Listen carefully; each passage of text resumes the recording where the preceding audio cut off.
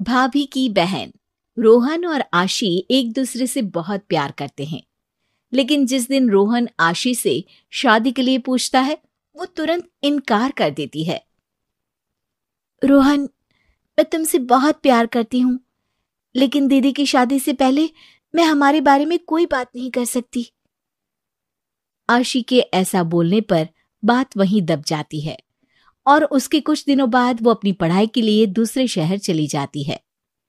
इसी तरह कुछ महीने बीत जाते हैं, जिसमें उसकी बड़ी बहन शालिनी का रिश्ता पक्का होता है और आशी सीधा शादी वाले दिन ही घर पहुंचती है। ओहो, महारानी कम से कम बहन की शादी सोचकर ही जल्दी घर आ जाती। वैसे भी आपको मेरे होने या नहीं होने से कोई फर्क नहीं पड़ता। इस पर बहनों के बीच कैट फाइट शुरू होने ही वाली होती है कि तभी उनकी मम्मी वहां आ जाती है। तुम दोनों कभी शांत नहीं रह सकती। आज मुझे कोई ड्रामा नहीं चाहिए। अब धीरे धीरे शादी की सब रस्में शुरू होती हैं और जैसे ही वो मंडप पर पहुंचती है तो वहां रोहन और आशी एक दूसरे को देख हैरान रह जाते हैं, लेकिन कोई कुछ नहीं बोल पाता। जिसके बाद शालिनी की विदाई होती ही आशी घर पहुंचकर रोहन को फोन करती है। तुमने मुझे बताया क्यों नहीं कि जीजू तुम्हारे भाई है? अरे मुझे खुद नहीं पता था कि भाभी की बहन तुम हो। मेरा होने वाला ससुराल दीदी का बन गया। अब तो तुम हमारी शादी भूल ही जाओ। अरे ऐसा क्यों बोल रही हो? बल्कि अब तो सब कुछ आसान हो सकता है। वो तुम्हें कुछ दिनों में समझ आ जाएगा। ऐसा बोलकर आशी फोन रख देती है। दूसरी तरफ शालिनी के ससुराल का सफर शुरू होता है, जिसके कुछ ही दिनों में उसके घमंड के तीर सब घर वालों पर चलने लगते हैं। सोचा था अच्छी संस्कारी और तमीजदार लड़की है, क्या पता था कि इस मुसीबत की पुड़िया को बांध कर साथ ला रहे हैं। हे भगवान, इसे हमारे घर भेजकर कौन से जन्म की सजा दे रहे हो? मम्मी जी, आपको बैठे हुए खाना पानी सब तो मिलता है, तो ये सजा नहीं मजा है, मजा। हाँ हाँ बिल्कुल। सुबह का नाश्ता दोपहर में, दोपहर का खाना रात को और रात का खाना आधी रात में सबको खिलाना। दिख रहा है मजे किसके हो रहे हैं। ओ प्लीज, मुझसे ज्यादा बिजी लाइफ किसी की नहीं हो सकती। सीरियल, पार्लर, शॉपिंग, इन सब के साथ आप लोगों के लिए खाना बनाना। अरे पता भी है आपको इन सब कामों के बीच में कितनी थक जाती हूं मैं।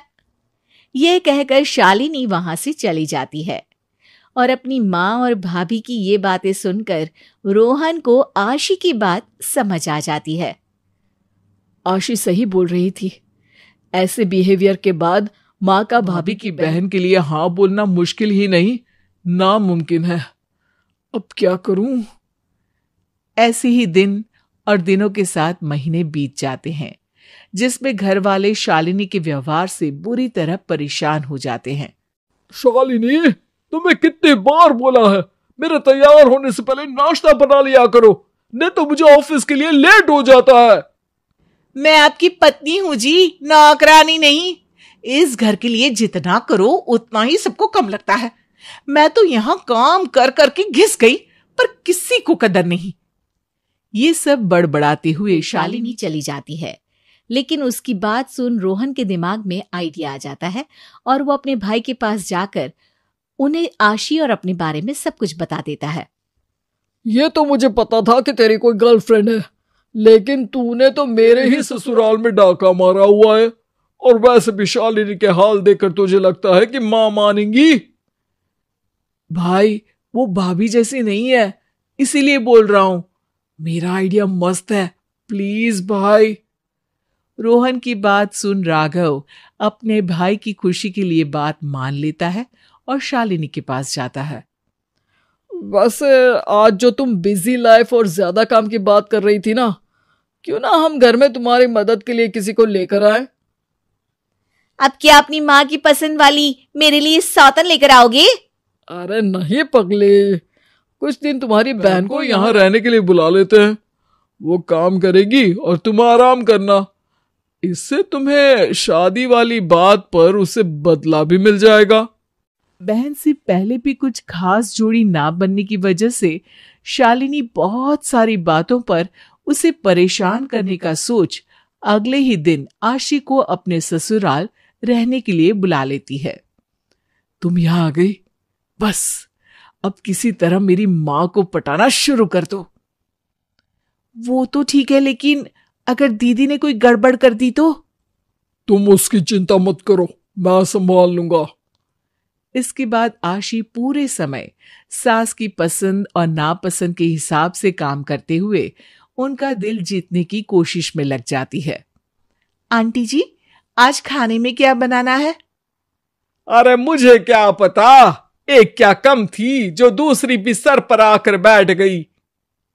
इसी तरह कुछ दिन बीतते हैं जिसमें आशी सबको खुश रखने में अपनी पूरी जान लगा देती है और देखते ही देखते अब रोहन की मां भी उसे पसंद करने लगती है। जब तुम आई तो लगा कि एक और मुसीबत आ गई, पर मानना पड़ेगा दोनों बहनों में जमीन आसमान का फर्क है। तुम बहुत नेक दिल, सबका ख्याल रखने वाली हो। जिस भी घर जाओगी ना उसे खुशियों से भर दोगी। मां की ये बात सुनकर राघव मौके पर चौका मारते हुए रोहन और आशी की शादी की बात छेड़ देता है, जिसे सुन कुछ देर तो सब सकते में आ जाते हैं, लेकिन कुछ देर बाद आइडिया बुरा नहीं है, कम से कम एक तो अच्छी बहू मिलेगी। और इसी रजामंदी के साथ रोहन और आशी चट मंगनी पट शादी कर लेते हैं।